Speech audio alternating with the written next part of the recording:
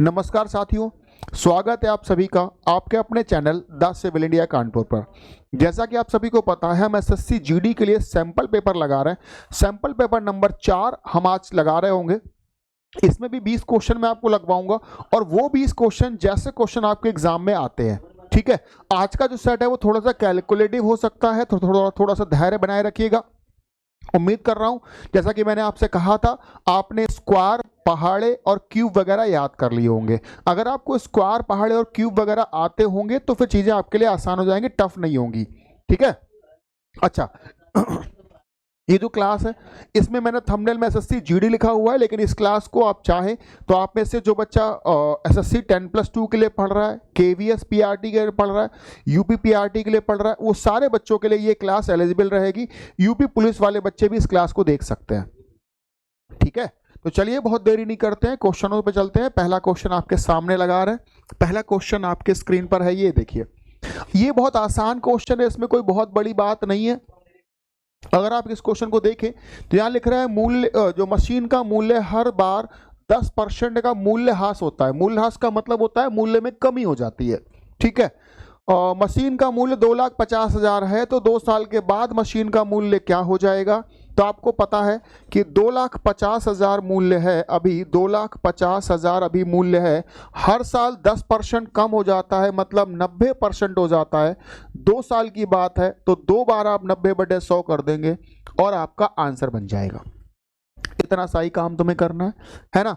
मैं अगर 0 कटवा दूं बच्चा, तो ये आसान सवाल है, इसमें कुछ खास तुम्हें करना नहीं है। मैं 1 0 और इधर से कटवा देता हूं और 2 0 इधर से काट देते हैं। ठीक है, इसका मतलब जो तुम्हारा आंसर आएगा वो 2 0 में आएगा। ध्यान से समझो, आंसर जो आएगा वो 2 0 में आएगा और ऑप्शन में सिर्फ एक ही ऑप्शन ऐसा है जिसमें 2 0 है, इसलिए ऑप्शन ए इस सवाल का सही आंसर हो जाएगा। ठीक है, ऑप्शन ए जो है वो इस सवाल का सही आंसर हो जाएगा और ये लगा सकते हो। ठीक है, वरना आप गुणा करवा लेना बेटा। 9 × 9 × में 25 कराओगे तो 2025 आता है और यही इस सवाल का आंसर बन जाता है। एकदम आसान और बेसिक लेवल का सवाल था। इस क्वेश्चन को देखिए। सेल्बराज ने फ्लैट खरीदने के लिए 38 लाख रुपए वन टाइम पेमेंट कर दिया है, फिर भी लेकिन चाबी लेने गया तो उसे पूरे भुगतान का 5% भुगतान अभी भी करना बाकी था। जरा बताओ, पूरा जो भुगतान होता है, पूरे भुगतान को हम लोग कितना मानते हैं भाई? 100% मानते हैं। आप बताओ, 100% भुगतान में से 5% भुगतान अभी उसे करना बाकी है। 100% में से 5% भुगतान करना बाकी है। इसका मतलब उसने जो भुगतान किया है वो एक्चुअल में 95% है, कह सकते हो ना। क्योंकि सवाल आपसे कह रहा है जो पूरा भुगतान है, उस पूरे भुगतान का 5% भुगतान अभी आप करोगे तब आपको चाबी मिलेगी। मतलब 5% जो है वो आपको अभी करना है। आप कर कितना चुके होगे अभी तक? अभी तक आप 95% कर चुके हो और जो 95% भुगतान आपने किया है वो है 38 लाख। तो बस यहां से आप कर लीजिए भाई 95, ये क्या हो रहा है, 1 मिनट। 95% जो भुगतान है वो 38 लाख के बराबर है। 38 लाख के बराबर है। ठीक है, आपको पूछा जा रहा है 100%। आज हमारा जो बोर्ड है वो सही से काम नहीं कर रहा है। आपसे पूछा जा रहा है 100%, तो बेटा 100% निकालेंगे। अच्छा, 100% निकालने के लिए अगर आप देखें तो मैं 19 के पहाड़े से काटता हूँ। 19 दूना 38 होता है, 19 पंचे 95 होता है।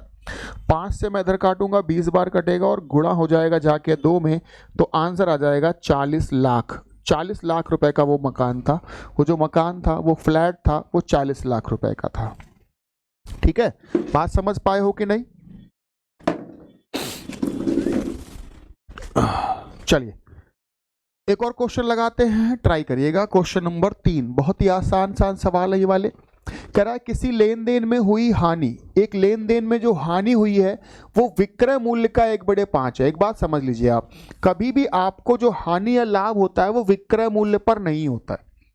जो हानि या लाभ होता है वो विक्रय मूल्य पर नहीं होता है, लेकिन इस सवाल में हमसे कहा गया है कि जो लाभ है वो विक्रय मूल्य का 1/5 है। जब भी आपसे सवाल में से कह दे, ध्यान रखो, जब भी सवाल में आपसे कहे कि लाभ विक्रय मूल्य पर, हानि विक्रय मूल्य पर, तब उस केस में हम कह सकते हैं कि विक्रय मूल्य पर हो रहा है। तो 1/5 में जो नीचे वाला होगा वो इस बार हो जाएगा विक्रय मूल्य। ध्यान से समझो, हमने आपको जितने भी सवाल क्लासेस में लगवाए हैं उन सभी में मैंने नीचे वाले को हमेशा सीपी माना है, कभी भी नीचे वाले को एसपी नहीं माना। लेकिन हम इस बार नीचे वाले को एसपी मान रहे हैं। क्यों? क्योंकि हमसे सवाल ने कह रहा है कि जो हानि हुई है वो विक्रय मूल्य पर हुई है, इसलिए नीचे वाले को एसपी मान लेंगे और ऊपर वाले को आप हानि मान लेंगे। बेटा ऊपर वाले को हम कहेंगे हानि। अब आप मुझे बताओ, 5 रुपए का बेचा है, 1 रुपए घटा हुआ है। 5 रुपए का बेचा है, 1 रुपए की हानि हुई है, मतलब लाए होंगे हम 6 में, तो 6 में लाए हैं। ये जो हानि 1 रुपए की 6 में कितने परसेंट है? बेटा 16 2/3% की हो जाएगी और इसी का मतलब होगा 16.67%। ऑप्शन हम लगा देंगे इसमें से डी, ऑप्शन लगा देंगे डी। बात समझ आई है? एक लाइन का सवाल था, आधी लाइन में सवाल खत्म हो जाएगा, बस आपको छोटी सी बात समझनी है। 5 में बेचा है, 1 की हानि हुई। 5 में बेचा, after selling ₹5 we losses 1 rupees. बताओ बेटा खरीदा कितने में होगा? खरीदा आपने 6 में होगा, तो 1 रुपए का लॉस 6 पे कितने परसेंट होगा? आपका आंसर बनेगा 16.67%। चलिए आसान से क्वेश्चन है, आगे बढ़ रहे हैं। कह रहा है 40% और 20% की 2 क्रमागत छूट है, एक छूट बताओ कितनी होगी? जब भी आपको इस तरह की 2 छूट दी जाए, इन 2 छूटों को एक बनाना हो तो फॉर्मूले का यूज कर सकते हैं, x + y - xy/100। x और y जोड़ देंगे तो 40 + 20 माइनस में गुणा कराएंगे 40 इंटू में 20/100। ठीक है, यहां से तुम्हारी बात बन जाएगी भाई 40 20 60 में से 8 घटाओगे, 52% का ओवरऑल डिस्काउंट है। 52% का ओवरऑल डिस्काउंट हुआ ऑप्शन ए। ऑप्शन ए सवाल का सही जवाब है। समझे क्या? कुछ बात समझे क्या? है ना बच्चे? जब भी आपको 2 डिस्काउंट दिए जाएं और आपसे टोटल डिस्काउंट पूछा जाए, 2 डिस्काउंट दिए जाएं, टोटल डिस्काउंट पूछा जाए, तो बेटा टोटल डिस्काउंट का फॉर्मूला होता है x + y - xy/100। इस फॉर्मूले को यूज कर सकते हैं, इस फॉर्मूले को यूज कर सकते हैं और आपकी बात जो है वो आंसर बन जाएगा 52%। उससे टोटल 52% का डिस्काउंट हुआ। चलो ये सब आसान क्वेश्चन है, हम आगे बढ़ते जा रहे हैं।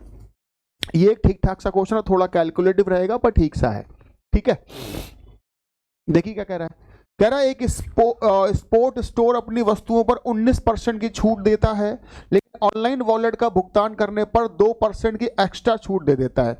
ठीक है, यदि किसी ने 18,000 रुपए का सामान खरीदा और ऑनलाइन के थ्रू वो भुगतान करना चाहता है तो कितने रुपए का भुगतान करना पड़ेगा? भाई आप मुझे एक बात बताओ बेटा, 18,000 रुपए का सामान है, उस पर वैसे ही 19% की छूट है। अच्छा बताओ 19% की छूट होने का मतलब है वो आपको 81% में सामान दे रहा है। बोलो कह सकते हैं 18,000 रुपए का सामान है, 19% की छूट है। 19% की छूट का मतलब होता है 81% पे आपको वस्तुएं मिल रही हैं। लेकिन अगर आप ऑनलाइन वॉलेट से पेमेंट करते हो तो 2% की एक्स्ट्रा छूट देगा। अच्छा बताओ 2% की छूट देने का मतलब हो जाता है वो आपको 98% में बेच रहा है। बोल सकते हैं 2% की एक्स्ट्रा छूट देने का मतलब है 98% में आपको दिया जा रहा है।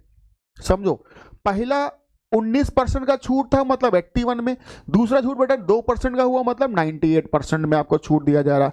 और बस ये सामान कितने का हो जाएगा यहां से आप कैलकुलेट कर लेंगे तो आपका आंसर बन जाएगा। बेटा यहां से कैलकुलेट करेंगे तो आंसर बन जाएगा। अच्छा जी, आप मुझे एक बात बताओ, पहली बात तो 1 2 3 जीरो मैंने यहां से काटे, 3 जीरो काटे। अगर मैं देखूं गौर से, देखो इस तरह के सवाल हमेशा गौर से देखा करो कि आपका आंसर क्या आने वाला है। अगर मैं इसको गौर से देखूं, नीचे एक जीरो बच रहा है, अगर नीचे एक जीरो बच रहा है बच्चों तो आपका आंसर पॉइंट के बाद 1 अंक में आएगा। पॉइंट के बाद 1 अंक में, ना ही ऑप्शन ए में है ना ही ऑप्शन बी में है। ऑप्शन सी में पॉइंट के बाद 4 है, ऑप्शन डी में पॉइंट के बाद 6 है। कहोगे कि नहीं कहोगे? अगर नीचे एक जीरो आएगा तो ऑप्शन पॉइंट में एक ही डिजिट आएगा, 2 डिजिट नहीं आ सकते। 2 डिजिट वाला कैंसिल हो गया, एक भी नहीं वाला कैंसिल हो गया। ठीक है, इधर आते हैं। अब हम इसको अगर सॉल्व करने बैठे तो बेटा सॉल्व करने बैठेंगे तो जरा मुझे बताओ, पॉइंट के बाद यहाँ 4 है यहाँ 6 है, मतलब दोनों का ही डिजिट अलग अलग है, तो मैं पूरा गुणा नहीं कराऊंगा, मैं सिर्फ यूनिट डिजिट से काम चला लूंगा। बेटा यहाँ पे इकाई का अंक 8 है, यहाँ 1 है और यहाँ 8 है, 8 अट्ठे 64, 64 मतलब इकाई के अंक पर 4 आना चाहिए, तो पॉइंट के बाद जिसमें 4 होगा वो आंसर लग जाएगा, पॉइंट के बाद जिसमें 4 होगा वो आंसर लग जाएगा। मैं इसको इसके आगे सॉल्व नहीं करूंगा, है ना, इतना सा ही मैं सॉल्व करूंगा, इसके आगे सॉल्व नहीं करूंगा। ऑप्शन सी मेरा आंसर बन जाएगा। इतना ही सॉल्व करना, थोड़ा थोड़ा दिमाग चलाया करो भाई, थोड़ा थोड़ा दिमाग चलाया करो कि सबका मल्टीप्लाई होगा और एक डिजिट पे पॉइंट लगेगा, इतना ही तो कहानी है। मल्टीप्लाई होने पर यूनिट डिजिट पर क्या आ रहा है 4, इसका मतलब ऑप्शन सी इस सवाल का आंसर बन चुका है। ठीक है, ये सब दिमाग आपको अपने एग्जाम में लेकर जाने हैं और ऐसे ही आपको वहां जाके चलाना है। ये देखो, ये एक सीआई का क्वेश्चन, सॉरी एसआई का क्वेश्चन है और अच्छा क्वेश्चन है, मतलब ठीक ठाक लेवल का, इस लेवल का सवाल पूछा है। ये जो क्वेश्चन है थोड़ा सा आपका दिमाग चलेगा, दिमाग भी चलेगा, पेन भी चलेगा, क्योंकि ये क्वेश्चन थोड़ा सा कैलकुलेटिव है। मैंने क्वेश्चन को थोड़ा छोटा कर दिया है, एक सभी को दिख रहा है ना क्वेश्चन, क्वेश्चन थोड़ा छोटा कर दिया है ताकि हम इसको सवाल लगा पाए। ठीक है, थोड़ा सा और ऊपर कर लेते हैं इस क्वेश्चन को, ऐसे कर लेते हैं, हाँ जी ठीक, इतनी जगह ठीक है। चलिए क्या कह रहा है, एक धनराशि साधारण ब्याज की निश्चित दर पर 5 साल में इतनी हो गई और 8 साल में इतनी हो गई।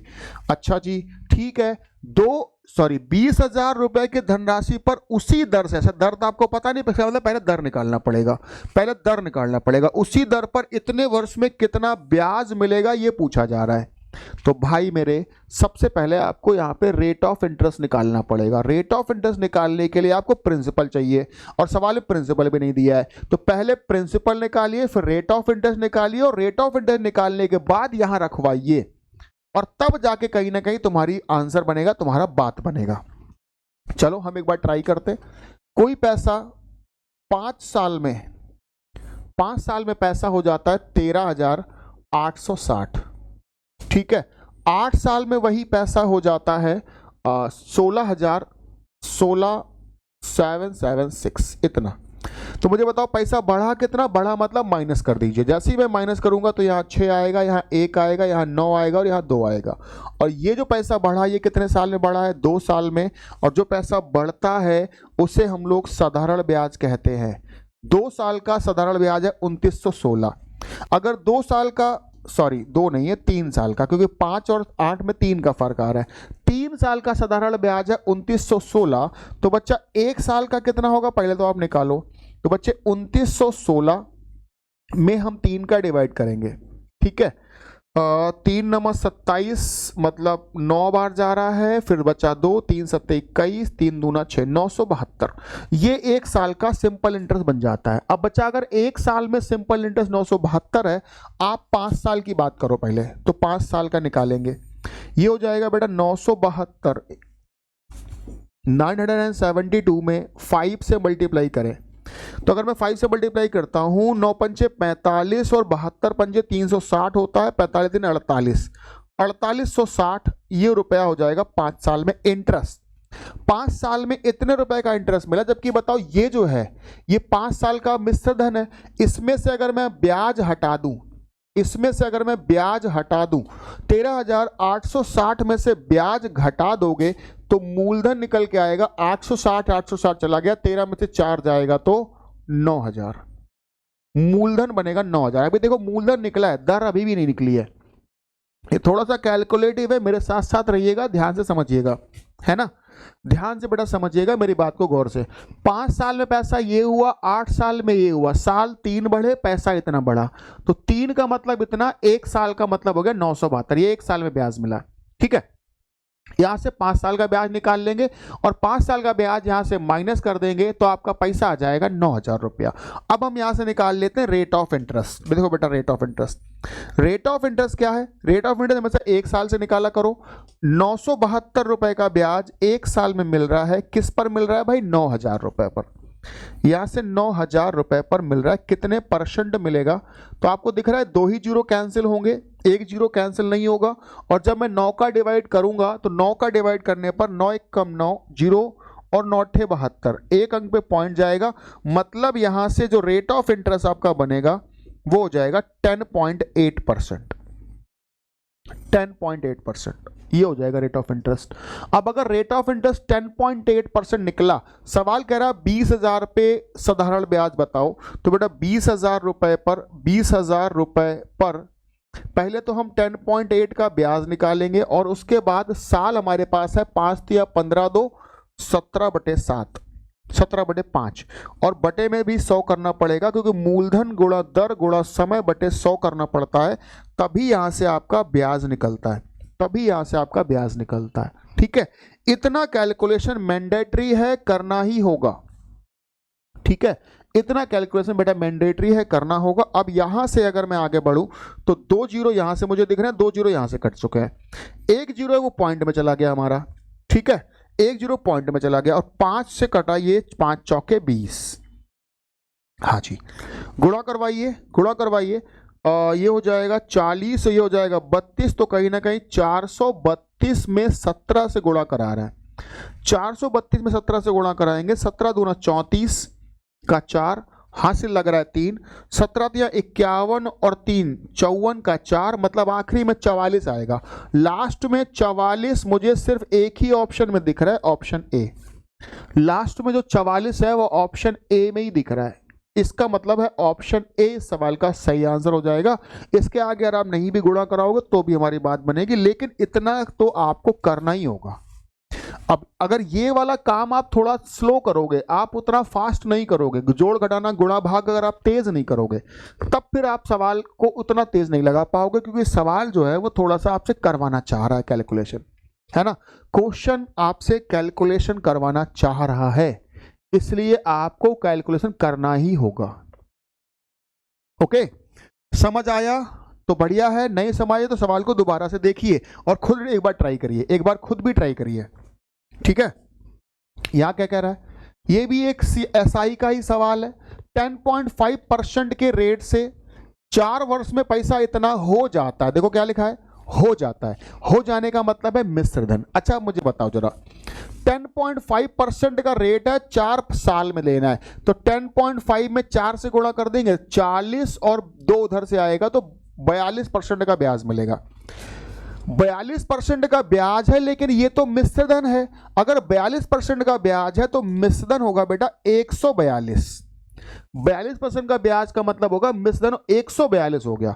अब ये 142% का ही वैल्यू हो गया तुम्हारा 8,094 रुपए, ये हो गया 142 का वैल्यू। अच्छा जी, अभी हमसे क्या पूछ रहा है, अभी हमसे पूछ रहा है 10.5% के ही रेट से 6 या 18 दो 20/3 साल में कितना मिश्रधन हो जाएगा। मिश्रधन ही पूछा गया है भाई, तो आप सिंपली यहां से पहले से सॉल्व करें। अगर तो पहले तो अगर मैं ये जीरो जो है वो पॉइंट में चला काट इधर की तरफ काटना चाहूँ तो 3.5 टाइम्स कट जाएगा और 20 से गुणा होगा तो 70% का ब्याज आएगा। लेकिन 70% का ब्याज का मतलब हो जाता है आपका मिश्रधन हो गया 170। 70% ब्याज का मतलब है मिश्रधन 170 हो जाता है। 170 का बड़ा वैल्यू निकाल दीजिए, 142 का वैल्यू दिया है, 170 का वैल्यू निकालेंगे तो आपका आंसर बनेगा भाई। पर ये कैलकुलेशन फिर से आपको करना ही होगा। 8094 इंटू में 170 अपॉन में 142, अपॉन में बेटा आ रहा है 142। ठीक है, चलो मैं इसे काट लेता हूं एक बारी मैं इसे काटता हूं, ट्राई करता हूं। 2 के पाले से काटता हूं पहले तो, क्योंकि 2 ही से मुझे साफ साफ सही दिख रहा है। 2 से काटेंगे तो ये 71 टाइम्स आएगा, 2 से हम इधर की तरफ काटेंगे तो ये 4 हो जाएगा, ये 0 हो जाएगा, ये भी 4 हो जाएगा और ये 7 हो जाएगा। इसके आगे और कुछ मुझे कटता दिख नहीं रहा है, इसके आगे मुझे और कुछ नहीं कटता दिख रहा है, क्योंकि 71 एक अभाज्य संख्या है तो नहीं कटेगा। मैं अभी 71 का पहाड़ा पूरा पढ़ने वाला हूं। ठीक है, 71 का पहाड़ा जब मैं इसमें पढ़ूंगा तो देखो 7 पंचे 35 लगभग 5 बार जा रहा है, तो मैंने यहां 5 बार कराया। 7 पंचे 35, ये देखो मैं इसे काट रहा हूं, 7 पंजे 35, तो कहीं ना कहीं 5 बार जा रहेगा और 5 और आएगा, 355 बार जाएगा। 355 मतलब बचा 45 और 4 49, 49 मतलब हो गया। और देखो अगर मैं इसे बच्चा दिखाऊं, इधर की तरफ देखो, 4047 मैंने पढ़ा 71 का पहाड़ा, तो ये 5 बार जाएगा, 355 बार। बचा कितना? इधर से बचेगा बेटा तुम्हारा 4 और इधर से बचेगा 9 और यहां से आपका आएगा 7 और, तो ये 7 टाइम्स और जाएगा, 497, पूरा पूरा कैंसिल हो जाएगा। इसका मतलब ये 57 बार जा रहा है और 17 से और गुणा हो रहा है, 170 से गुणा हो रहा है। 57 बार जा रहा है, 170 से और गुणा हो रहा है। अगर मैं यूनिट डिजिट पे जाऊंगा तो 7 7 49, मतलब आखिरी में 9 आना चाहिए, 0 आएगा 9 आएगा, मतलब ऑप्शन बी, आखिरी में 9 आना चाहिए, ऑप्शन बी सवाल का आंसर है। आप देख रहे हो इस क्वेश्चन में बिना 71 का पहाड़ा पढ़े आप नहीं लगा सकते सवाल को। तो यहां पर बात आती है कि कैलकुलेशन से अगर हम घबरा गए, अगर हमने 71 का पहाड़ा नहीं पढ़ा तो एक सवाल आप छोड़कर आ जाओगे, 2 नंबर का सवाल है। और 71 का पहाड़ा कोई बहुत टफ नहीं है, आपको 5 बार और 7 बार पढ़ लेना है। यूनिट डिजिट पे 1 है ही, 1 के अकॉर्डिंग चेक करते चले जाओ तो आपकी बात बन जाएगी। ठीक है, तो बहुत आपको घबराना नहीं है कैलकुलेशन से। क्वेश्चन इस तरह के भी आपके एग्जाम में आएंगे जिसमें कैलकुलेशन थोड़ा ज्यादा होगा, लेकिन उस कैलकुलेशन को देखकर घबराइएगा नहीं, इतनी सी मेरी गुजारिश है। एक बार फिर समझिएगा, 10.5 4 साल मतलब 42% का ब्याज मतलब 142 हो गया। 10.5 इतना साल 70% का ब्याज मतलब 170 निकालना है। 142 का वैल्यू दिया है, 170 का वैल्यू निकालना है। आप सिंपली सॉल्व करेंगे तो हमारी बात बन जाएगी। ओके, चलिए एक और क्वेश्चन लगाते हैं। अच्छा, ये जो क्वेश्चन है इस क्वेश्चन को आप ओरली लगा सकते हो बिना पेन चलाए, क्योंकि इस सवाल में थोड़ा सा ट्रिक है।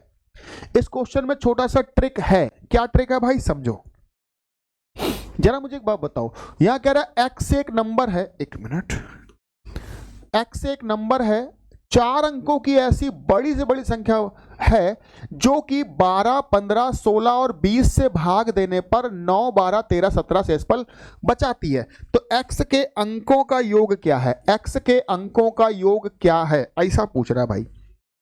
अभी सुनो, सबसे पहले मुझे बताओ, क्या आपको इस तरह की बात पता है कि नहीं पता है? 12 से भाग देने पर 9 बच रहा है, 15 से भाग देने पर 12 बच रहा है, 16 से 13 बच रहा है और 20 से 17 बच रहा है। इन सभी में जो डिफरेंस है वो 3-3 का है। अगर इन सभी में 3-3 का डिफरेंस है तो क्या करना है? सबसे पहले वो संख्या निकालो 4 अंकों की बड़ी से बड़ी जो इन चारों से कट रही हो, और उसमें से फिर जो डिफरेंस है वही 3 आपको माइनस कर देना है। यही तो मतलब है, यही तो मतलब है भाई। आपको इस तरह का सवाल पहले तो मुझे बताओ आता है कि नहीं आता है? 12, 15, 16 और 20 से कटने वाली 4 अंकों की बड़ी संख्या पहले आप निकाल लो। जो भी संख्या निकले उसमें 12 और 9 के बीच का डिफरेंस कितना है भाई? 3 है। यही 3 आपको माइनस कर देना है। ठीक है, अच्छा अब देखो मैं बताता हूं ट्रिक क्या है। आप इस सवाल को ओरल बिना पेन चलाए कैसे सॉल्व करेंगे एग्जाम में। मुझे एक बात बताओ, क्या आपको 12 में और 15 में 3 का मल्टीपल दिख रहा है? दिख रहा है 3 का मल्टीपल? अगर 12 और 15 में 3 का फैक्टर, 3 का गुणनखंड आपको दिख रहा है बच्चा, तो मुझे बताओ जो एलसीएम आएगा वो भी 3 का ही मल्टीपल आएगा या 3 से गुणा होकर आएगा? सुनना बच्चा, जब इनमें 3 का मल्टीपल या 3 का फैक्टर है तो एलसीएम 3 का गुणा जाएगा।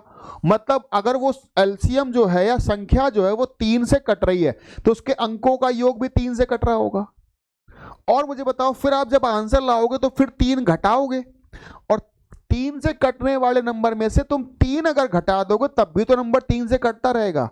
और अगर वो नंबर 3 से कटता रहेगा तो उसके अंकों का योग भी 3 से कटेगा। और हमसे अंकों का योग ही पूछा है, अंकों का योग 3 से कटना चाहिए। ऑप्शन चेक करिए, ऑप्शन ए केवल ऐसा नंबर है जो 3 से कट रहा है। ऑप्शन ए एक ऐसा नंबर है जो 3 से कट रहा है, यही इस सवाल का सही आंसर है। और आप बिना पेन के थोड़ा थोड़ा दिमाग चला के भी चीजों को लगा सकते हैं भाई। समझिए, मैं एक बार फिर समझाने को ट्राई करता हूं। 12, 15, 16 और 20 का एलसीएम आएगा, जो भी एलसीएम आएगा क्या वो 3 से कटने वाला आएगा? क्यों? क्योंकि 12 और 15 में 3 का गुणनखंड है। तो मतलब जो एलसीएम आएगा वो 3 से गुणा होके आएगा, 3 का मल्टीपल आएगा, और उस 3 के मल्टीपल में से अगर तुम 3 घटा भी दोगे तब भी वो नंबर 3 से कटता रहेगा, और वो अगर नंबर 3 से कटता रहेगा तो उसके अंकों का योग भी 3 से कटेगा, और 3 से कटने वाला एक ही अंकों का योग ऑप्शन में दिया जा रहा है। यही इस सवाल का आंसर हो जाता है ना। ये तो हो गया सवाल को आसान तरीके से, या कह सकते हैं थोड़ा दिमाग चला के सॉल्व करने वाली बात। पर अगर आपको दिमाग नहीं चलाना, आपको पूरा ही सॉल्व करना है, तो पूरा कैसे सॉल्व करते हैं पहले मैं आपको वो सिखा देता हूं।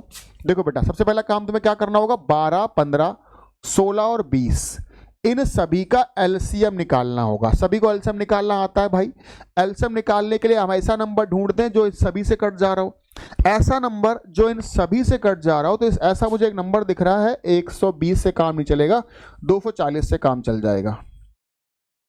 240 हमारा बन जाता है एलसीएम, ठीक है, 240 हो गया एलसीएम। अब आपने क्या करना है, आपने कहना है 4 अंकों की बड़ी से बड़ी संख्या लिख लो।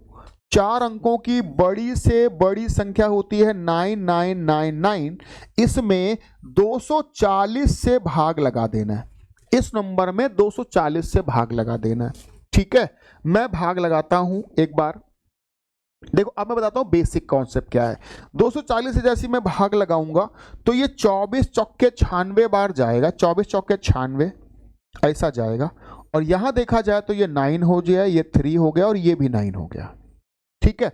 अब ये 2 बार तो जाएगा नहीं, अभी एक ही बार जाएगा, तो 240 मैं यहां लिखवा लेता हूं। अब बताओ, ये 9 हो जा रहा है, यहां पे आपका जो नंबर है वो हो गया तुम्हारा 95, और यहां हो जाता है 159। ये बचा तुम्हारा रिमाइंडर, और अगर रिमाइंडर माइनस कर दें हम उस नंबर में से तो कटने वाला नंबर आ जाएगा। इसका मतलब हो गया 9999 में से 159 आप कर दीजिए माइनस। इसमें से बेटा 159 कर दो माइनस। अगर मैं 159 माइनस करता हूं तो मुझे बताओ, एक तो पहली बात तो 9 से 9 जाएगा तो 0 हो जाएगा, 9 में से 5 जाएगा तो 4 बच जाएगा, 9 में से 1 जाएगा तो 8 हो जाएगा, और ये 9 हो जाएगा। 9840 एक ऐसा नंबर है जो 240 से कटता है। अगर 240 से कटता होगा तो इनसे भी कटता होगा भाई, इनसे भी कटता होगा। तो ये एक ऐसा नंबर है जो 4 अंकों का बड़े से बड़ा नंबर है और इन सभी से कटता है, समझ रहे हो। तो अब लेकिन हमसे कह रहा है कि ये शेषफल भी चाहिए, तो शेषफल चाहिए के लिए हम क्या करेंगे, जो डिफरेंस है वो 3 कर देंगे माइनस। तो यहां से जब तुम 3 करोगे माइनस ना बच्चों, तो 9 8, और ये क्या बन जाएगा तुम्हारा 37, 9837, ठीक है। अब ये जो संख्या निकली, इस संख्या के अंकों का योग पूछा गया है।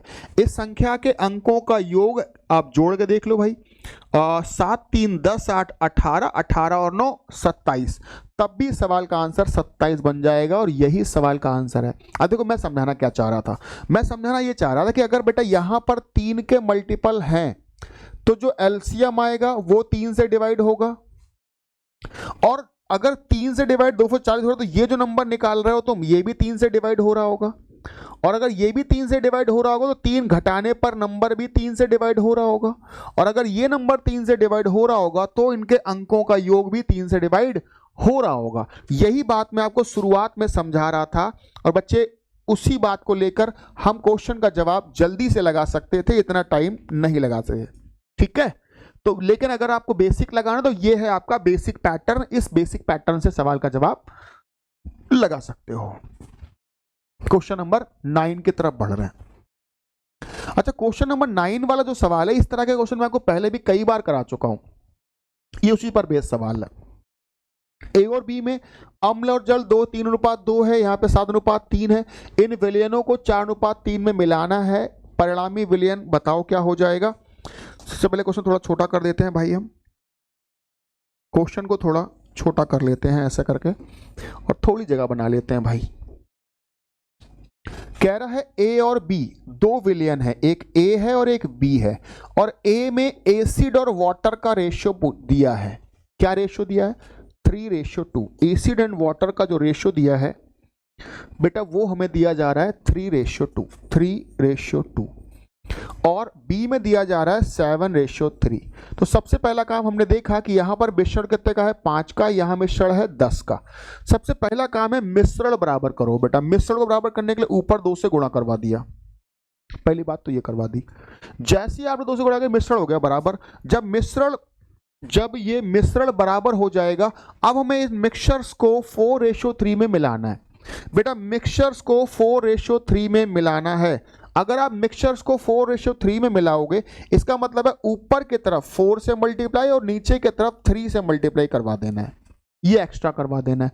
अब जो भी मल्टीप्लाई आपने टोटल यहां पे किया है 8 का, वो अंदर करवा देना है। 8 तिया 24, 8 दूने 16, ये 3 से अंदर गुणा करो 21 और ये हो गया 9। ठीक है, सिंपली प्लस करेंगे, 24 और 21 जोड़ेंगे तो 45 आ जाएगा, 16 और 9 जोड़ेंगे तो 25 आ जाएगा।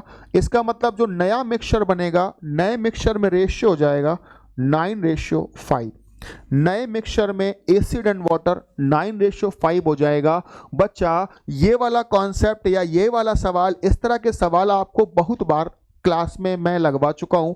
ये चौथा सेट है, पिछले के 2 सेटों में इस तरह के सवाल हमने लगाए हैं। ठीक है, जिसने भी अभी तक उन सेटों को या पुराने वाले क्वेश्चनों को नहीं देखा है, तो पहले आप उन क्वेश्चंस को देखिए, तो आपको बात और समझ में आएगी। ठीक है, क्योंकि ये जो बात है ये हम पहले ही कर चुके हैं क्वेश्चंस के अंदर। चलिए, हाँ जी, ये भी देख लो, हर घंटे प्रत्येक घंटे कितने मिनट रुकी है, ये भी क्वेश्चन मैं आपको बता चुका हूं। मैंने बेटा आपको फॉर्मूला लिखवाया था, प्रत्येक घंटे, फिर से देख लीजिएगा, प्रत्येक घंटे रुकने का समय, प्रत्येक घंटे रुकने का समय। अगर आपको प्रत्येक घंटे रुकने का समय निकालना है तो बेटा चालों में अंतर, चाल पहले 60 थी, अभी हो गई 48, बटे में आपको करना है प्रीवियस पहले वाली चाल और गुणा में करवा देना है। या एक काम करो, गुणा भी मत कराओ, ये जो आंसर निकलेगा वो घंटे में निकल आएगा। आप कहेंगे सर ये 12/60 हो गया, 12/60 का मतलब हो जाता है 1/5 घंटे, और इस 1/5 घंटे को हम बनाएंगे मिनट। मिनट बनाने के लिए 60 से गुणा कर देंगे तो आंसर आ जाएगा तुम्हारा 12 मिनट। और यही तुम्हारा आंसर है कि वो जो बस है या वो जो बस है वो हर घंटे 12 मिनट रुक रही है, हर घंटे 12 मिनट रुक रही है। ये फॉर्मूला मैं आपको पहले वीडियो में लिखवा चुका हूं। बच्चे जिन भी लोगों ने, भी मैं फिर से कहूंगा, पुराने वीडियो जरूर देखिए, मैंने उनमें आपको कॉन्सेप्ट भी कराए हैं। ठीक है, ये वही पुराना कॉन्सेप्ट दोबारा से लौट के आया है। आपको क्या करना होता है, चालों में अंतर बटे में प्रारंभिक चाल, चालों में अंतर, difference between the speed upon the initial speed, ये जो निकल के आएगा वो आवर्स में आएगा, इसे आप मिनट बना लेना, बस मिनट बना लेना। एक और क्वेश्चन की तरफ चलते हैं। ठीक है, एक और क्वेश्चन की तरफ चलते हैं भाई, क्वेश्चन नंबर 12। 4 पुरुष 5 महिलाएं एक काम को 30 दिन में करते हैं, 6 पुरुष 7 महिलाएं उसी काम को 24 दिन में करते हैं। एक महिला को अकेले उस काम का 2/3 काम करवाना है, कितने दिन लगेंगे? बच्चे इसके लिए आपको पता है कि 2 कंडीशन आपको बनानी पड़ती हैं, और 2 कंडीशंस को बनाने के लिए पहले तो हम सवाल को छोटा करते हैं थोड़ा सा, हाँ, और अब लगाते हैं क्वेश्चन। 4 पुरुष 5 महिलाएं, 4 man plus 5 women can complete the work in 30 days, तो 30 डेज लगवा लो। इक्वल टू में कह रहा है 6 मैन एंड 7 वुमेन्स, तो भैया 6 man plus 7 women's can do the piece of work in 24 days, ये 24 दिन में काम कर लेते हैं, 24 दिन में काम कर लेते हैं। सबसे पहला काम है इसे सॉल्व करिए, मैन वुमेन का रेशियो बनाइए। बेटा सबसे पहला काम है इसे सॉल्व करिए और मैन वुमेन का रेशियो बनाइए। कैसे सॉल्व करते हैं? मैं 6 के पहले उड़ा देता हूं, 30 को ये 5 बार और ये कट जाएगा 4 बार। ठीक है, मैंने 6 के पहाड़े से काट दिया। अच्छा, अब आपको क्या करना होगा, अंदर मल्टीप्लाई कराइए, मैन वाले एक तरफ ले जाइए। देखो भाई, ये देखो 5 चौके 20, 20 मैन, और यहां देखोगे 6 चौके 24। ये बताओ 5 चौके 20 है, ये 6 चौके 24 है, डिफरेंस कितना आ रहा है? 4 का, 4 मैन, ऐसे लिखवा लेना है। फिर से समझिएगा, 5 चौके 20, 6 चौके 24, डिफरेंस आया 4, 4 मैन, ऐसे लिखवा लो। अब यहां गुणा करो, 5 पंजे 25 वुमेन, 25 वुमेन, 7 चौके 28 वुमेन, डिफरेंस आया 3 वुमेन का, तो 3 वुमेन, ऐसे लिखवा लो। फिर समझिए, 5 चौके 20 मैन, 6 चौके 24, 20 24 डिफरेंस आया 4 का, 5 पंजे 25, 7 चौके 28, डिफरेंस आया 3 का, और ये कर दो इक्वल। यहां से आपका मैन अपॉन वुमेन जो है वो 3/4 बन जाएगा, और यही रेशियो आपको सबसे पहले निकालना होता है। इस तरह के क्वेश्चंस में सबसे पहले आपको इसी तरह का एक रेशियो निकालना होता है, ठीक है। अब जब आप ये रेशियो निकाल लेते हो, तो अब सवाल को पढ़िए, पूछा क्या जा रहा है। हमसे कह रहा है एक महिला उसी काम का 2/3 काम करेगी, 1 woman alone complete the 2/3 of the same work. बेटा एक महिला काम करेगी, तो आप लिखवा लो एक women can do the piece of work in how many days, days आपको निकालने हैं, अपॉन में काम कितना करना है 2/3, अपॉन में काम करना है 2/3, MDH अपॉन W वाला फॉर्मूला लगाना है, इक्वल टू में चाहे ये और चाहे ये दोनों में से कोई भी कंडीशन लिखवाओ। मैं पहली वाली लिखवा लेता हूं, 4 men plus 5 women can do the work in 30 days, कितना काम, एक पूरा, ठीक है, ऐसे लिखवाया। अच्छा, ऐसे लिखवाने के बाद अब आपने क्या करना है, अब आपने सिंपली M की जगह पे 3 और W की जगह पे 4 रखवाना है इसमें। बेटा W की जगह पे अगर मैं 4 रखता हूं तो 4 इंटू डी अपॉन 2/3 हो जाएगा, 4 इंटू डी अपॉन हो जाएगा 2/3। बोलो बच्चा। अच्छा, इक्वल टू यहां रखवाओगे M की जगह पे 3, तो 4 3 12, यहां रखवाओगे 4 5 चौके 20, 12 और 20 हो जाएगा 32, इंटू में 30 और बटे में आ जाएगा 1। अच्छा, और मुझे बताओ ये जो बटे में 2/3 है, क्या मैं इसको 3 को ऊपर कर सकता हूं, 3 को ऊपर, 2 तो नीचे वैसे ही है। अब सॉल्व करवा दीजिए, अब आप सॉल्व करवा दीजिए, तो आपकी बात कहीं ना कहीं यहां से, अगर मैं दूसरा एक और पेन ले लेता हूं बढ़िया सुंदर सा येलो वाला, तो आप मुझे बताओ 2 से कट रहा है 4 2 बार, और 3 दूना 6 से कटेगा ये 5 बार। यहां से जो आपका डी है 32 पंजे 160 आपका आंसर आएगा 100। ओ ये क्या हुआ, कुछ गड़बड़ हो गया क्या, कुछ गड़बड़ तो नहीं हुआ, यहां जरा चेक करो मैंने सही से रखा है कि नहीं रखा है। 60 आंसर कैसे आ रहा है, यहां रखो जरा, M की जगह पे 3 रखेंगे तो 4 3 12 हो जाएगा, और यहां रखोगे 4 तो 5 चौके 20 हो जाएगा, 12 और 20 32 इंटू में 30, ये जो कर रहा है 30 दिन में एक काम।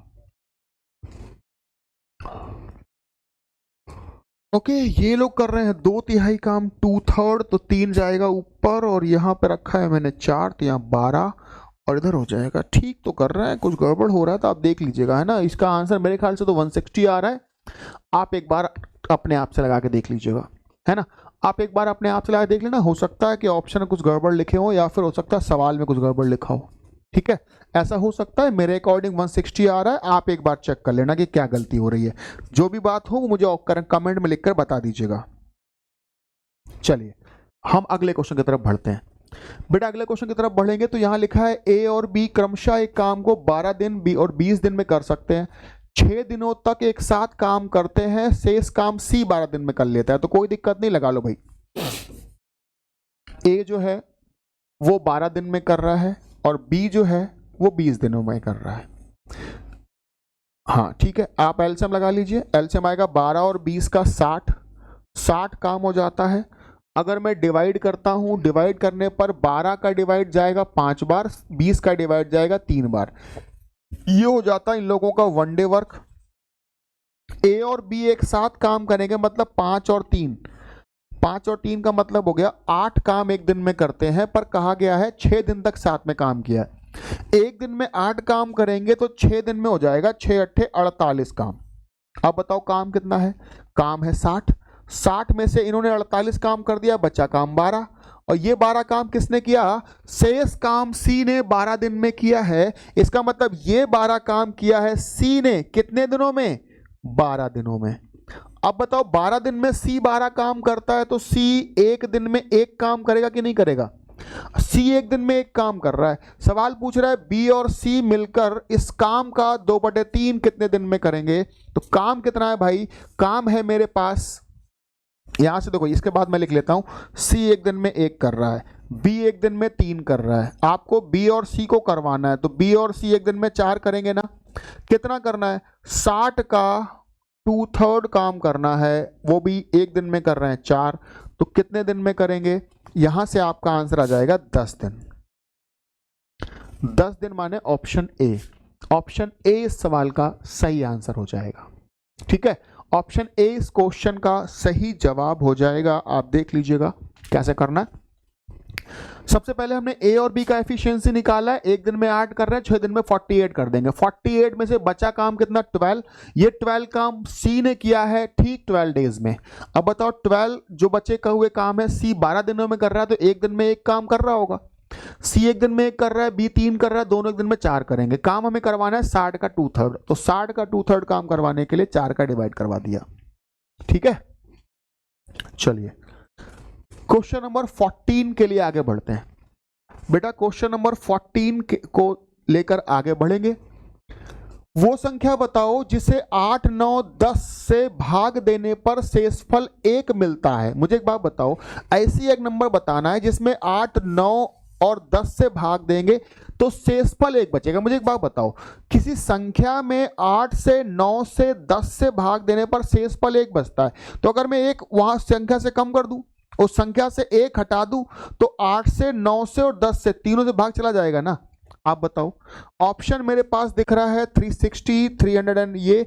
अब बताओ इसमें से 1 हटाओगे तो भाग 10 का नहीं जाएगा, इसमें से 1 हटाओगे तो भी भाग 10 का नहीं जाएगा, इसमें से अगर 1 हटाओगे तो भाग 10 का जाएगा। और जब तुम 361 में से 1 घटाओगे तो 360 आ जाएगा। अब ये नंबर 8 से भी कट रहा है, ये नंबर 9 से भी कट रहा है, ये नंबर 10 से भी कट रहा है।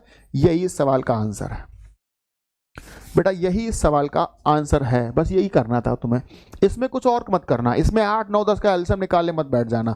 करना क्या तुम्हें है, सवाल कह रहा है जब हम 8 से भाग देते हैं, 9 से भाग देते हैं, 10 से भाग देते हैं तो एक शेषफल मिलता है। अच्छा बताओ शेषफल क्यों मिलता है, क्योंकि वो नंबर ज्यादा होगा।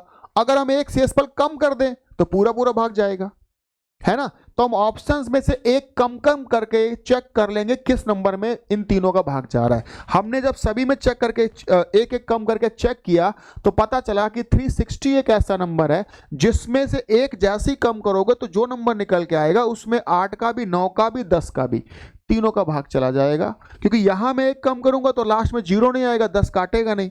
यहां तो कम करेंगे पर यह नंबर 8 से नहीं कटेगा 180, इसलिए हम ऑप्शन लगाएंगे 361, ऑप्शन सी। क्वेश्चन नंबर 14 के बाद क्वेश्चन नंबर 15 पर आइए। बेटा क्वेश्चन नंबर 14 के बाद क्वेश्चन नंबर 15 पर आइए। दो संख्याएं 2 अनुपात 3 का अनुपात में है। एलसीएम और एचसीएम का जो गुणनफल है वो 7350 है। मुझे एक बात बता दो छोटी सी, कह रहा है दोनों संख्याओं के बीच का अंतर, कोई दिक्कत नहीं, हम बता सकते हैं। आपको एक फॉर्मूला तो पता है ना कि दो संख्याओं का जो गुणनफल होता है वो HCF इंटू LCM के बराबर होता है।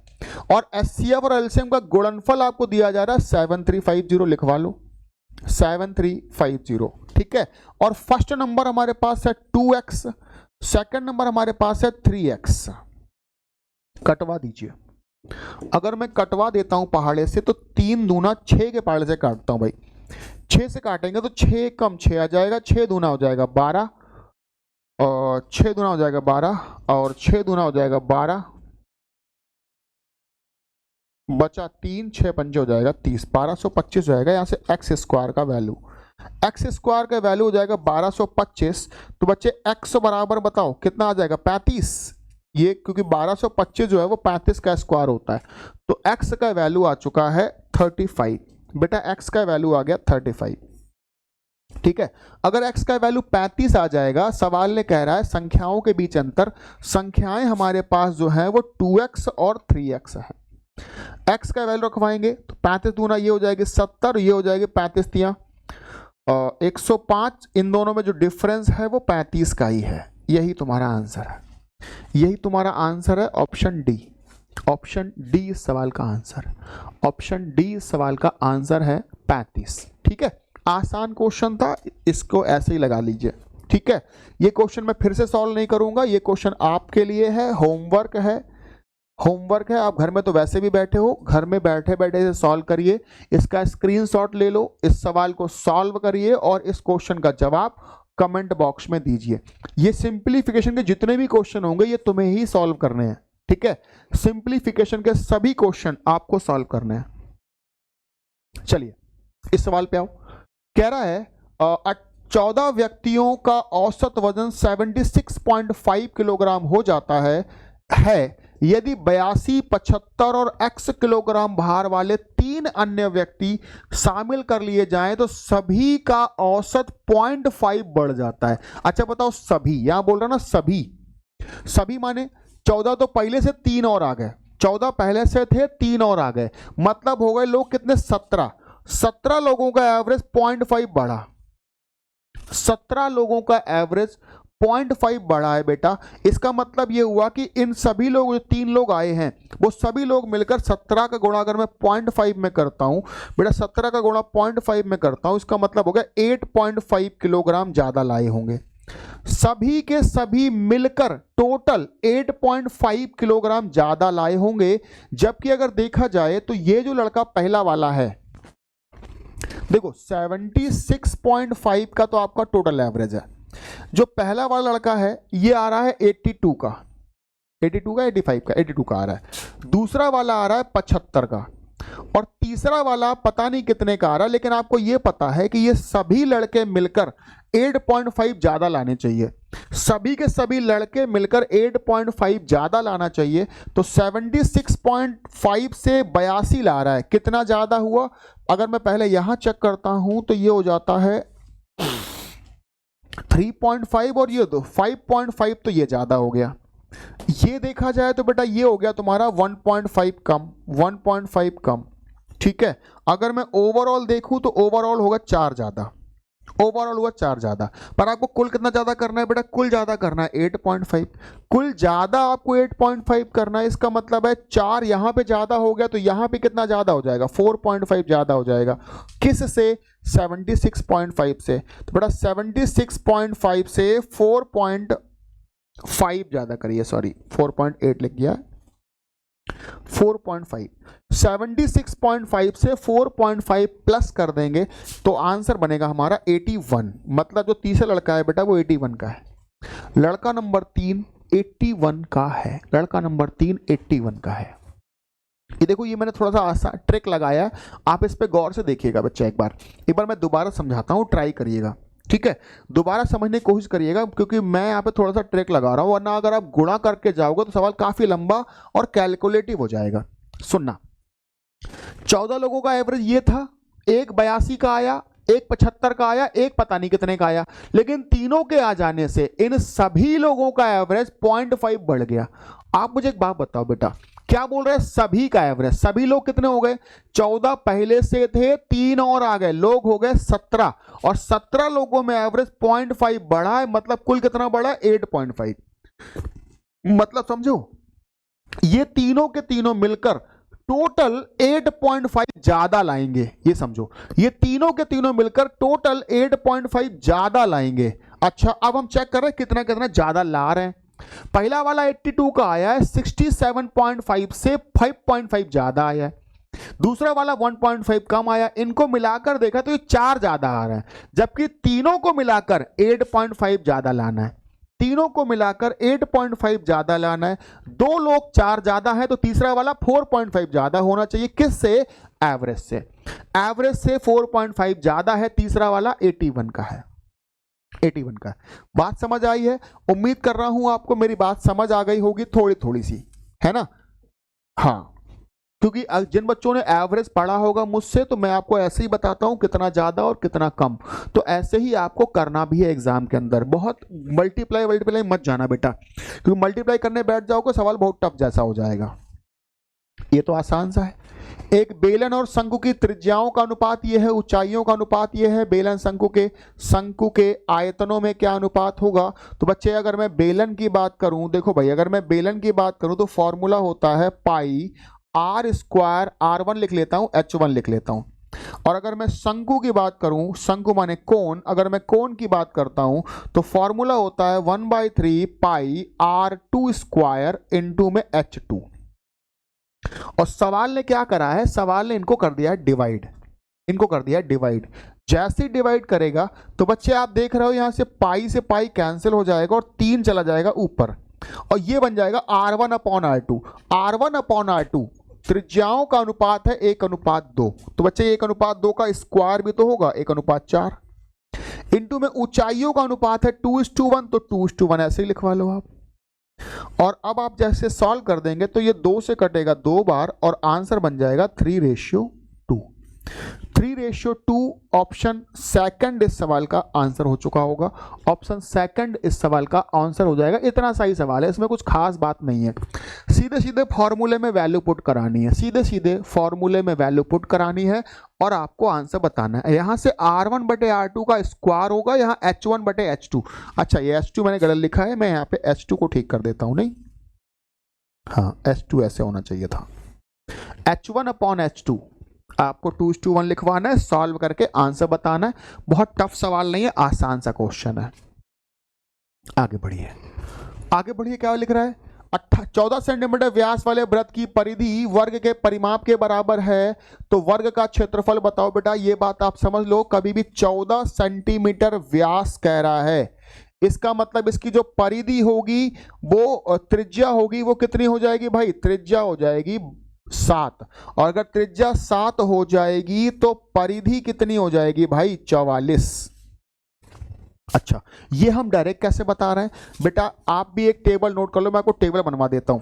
ये सर्किल के बारे में एक टेबल है, कृपया इसे नोट करिए और याद करिए। अगर आप याद कर लोगे ना तो चीजें आपके लिए बहुत आसान हो जाएंगी, चीजें आपके लिए बहुत आसान हो जाएंगी। मैंने ऐसे ही करा हुआ है, तो आप भी ऐसे ही कर लीजिए। थोड़ा सा आपको यहाँ पर याद करना होगा, अगर आप याद रखोगे चीजें आसान हो जाएंगी।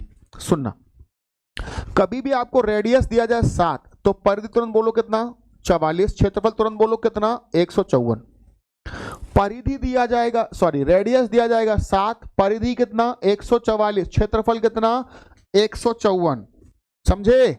अच्छा बताओ, अगर मैं आपको रेडियस दे दूं बेटा 14, रेडियस डबल तो परिधि भी डबल 88 और क्षेत्रफल 4 गुना 616। ऐसे याद करने वाली चीज है बेटा। 7 का 3 गुना करो 21, तो यहां हो जाएगा 3 गुना 132। हाँ, 132, ये हो जाएगा 132। और आपका जो क्षेत्रफल हो जाएगा वो हो जाएगा 9 गुना। अगर मैं 9 गुना कर दूं तो 1350 और 16 1386। 1350 और 9 चौके 36। हाँ ठीक है, 1386। हाँ, इस तरह से ये हो जाएगा। अच्छा, अगर मैं और कर दूं, रेडियस आपकी बढ़ा दूं, कर दूं 28, अगर मैं रेडियस कर देता हूं 28 तो परिधि हो जाएगा आपका 176 परिधि हो जाएगा 176 और क्षेत्रफल जो होगा वो 616 का हो जाएगा 4 गुना 2464 है ना। ऐसे याद करो, ये टेबल है, इसे याद जरूर कर लें भाई, क्योंकि इस टेबल को जैसे ही आप याद कर लोगे तो चीजें आपके लिए बहुत आसान हो जाएंगी। देखो भाई, अगर मैं रेडियस को कर दूं आधा, 7.7 का आधा मतलब 3.5, रेडियस 3.5 होगा तो परिधि आधा हो जाएगा 22 और क्षेत्रफल हो जाएगा 1/4 मतलब 38.5। ये टेबल याद कर लीजिए। ये रंग बिरंगी टेबल देखो मैंने बना दी है आपके सामने। इस टेबल को अगर आप याद कर लोगे तो चीजें हो जाएंगी आसान, क्योंकि हमसे सवाल में कहा गया है, हमारे सवाल के अंदर, कि एक वृत्त है जिसका व्यास 14 सेंटीमीटर है। आप बताओ, व्यास 14 सेंटीमीटर होगा तो त्रिज्या 7 होगी। आपके दिमाग में तुरंत ये बात आ जाएगी, इसमें कुछ भी सोचना नहीं होता है, तुरंत आपके दिमाग में बात आ जाएगी कि अगर व्यास 14 तो त्रिज्या 7, और अगर त्रिज्या 7 है तो उस फिगर में देखिएगा परिधि 44 हो जाएगी। बोलो बच्चा, परिधि 44 हो जाएगी। ये तो हो गई वृत्त के बारे में बात, ये तो हो गई वृत्त के बारे में बात, है ना। अब बताओ, अब सवाल में कह रहा वृत्त की जो परिधि है वो वर्ग के परिमाप के बराबर है। तो अगर मैं वर्ग के बारे में बात करूंगा तो वर्ग का जो परिमाप होगा वो वृत्त की परिधि के बराबर होगा, माने 44। अगर वृत्त का वर्ग का परिमाप 44 है तो बताओ बेटा, भुजा 1/4 यानी 11 हो जाएगी। और अगर भुजा 11 हो जाएगी तो इसका जो क्षेत्रफल है वो 11 का स्क्वायर 121 हो जाएगा। और यही तुम्हारा आंसर है, 121। इस क्वेश्चन में पेन नहीं चलाना था, आपको टेबल अगर याद है तो फटाफट व्यास 14 त्रिज्या 7 परिधि 44, अगर ये 44 तो ये 11 ये 121 अपने आप बनता चला जाएगा। अपने आप बनता चला जाएगा। बेटा अपने आप तभी बनेगा जब आपको चीजें पहले से पता होंगी, आपको टेबल वेबल पहले से याद होगी। तो ये जो टेबल मैंने बनवाई है, कृपया इस टेबल को बनाएं, कॉपी में लिखें और याद करें, तभी बनेगी बात। चलिए इस क्वेश्चन पर आइए। 16 सेंटीमीटर त्रिज्या 36 सेंटीमीटर ऊंचाई वाले धातु के शंकु को पिघलाया गया, 4 सेंटीमीटर त्रिज्या वाले गोले बनाए गए। इस प्रकार कितने गोले बनेंगे? तो बच्चा गोलों की संख्या, कई बार मैंने आपको बताया है, जब भी गोलों की संख्या पूछेगा तो टोटल वॉल्यूम क्या पिघलाया गया है? शंकु। शंकु माने कोन, कोन पिघलाया गया है। तो बेटा कोन का वॉल्यूम लिखवाओ 1/3 पाई आर स्क्वायर, रेडियस है 16, इंटू में 16 है, इंटू में ऊंचाई हो गया 36, अपॉन में हम डिवाइड कर देंगे एक गोले के वॉल्यूम। एक गोले के वॉल्यूम का डिवाइड कर दीजिए, गोले का वॉल्यूम होता है 4/3 पाई आर क्यूब, और गोले का जो रेडियस बताया गया वो 4, तो आर क्यूब मतलब हो गया 4 इंटू 4 इंटू 4। सॉल्व करेंगे आंसर चमक जाएगा। सॉल्व करिए बेटा, पाई से पाई कैंसिल हुआ, 3 से 3 कैंसिल हुआ, 4 चौके 16 से ये 16 चला गया, 4 से ये गया 4 बार, और 4 से ये गया 9 बार। कितना आंसर आ रहा है? 36। 36 गोले बन जाएंगे। ऑप्शन डी इस सवाल का आंसर लग जाएगा। मेरे प्यारे बच्चों 36 गोले बनेंगे, ऑप्शन डी इस सवाल का आंसर हो जाएगा। बात क्लियर है? सभी को मेरी बात समझ आ रही है? यही सवाल का आंसर है, ऑप्शन डी इस सवाल का आंसर है, और यही आज की क्लास का आखिरी सवाल भी है।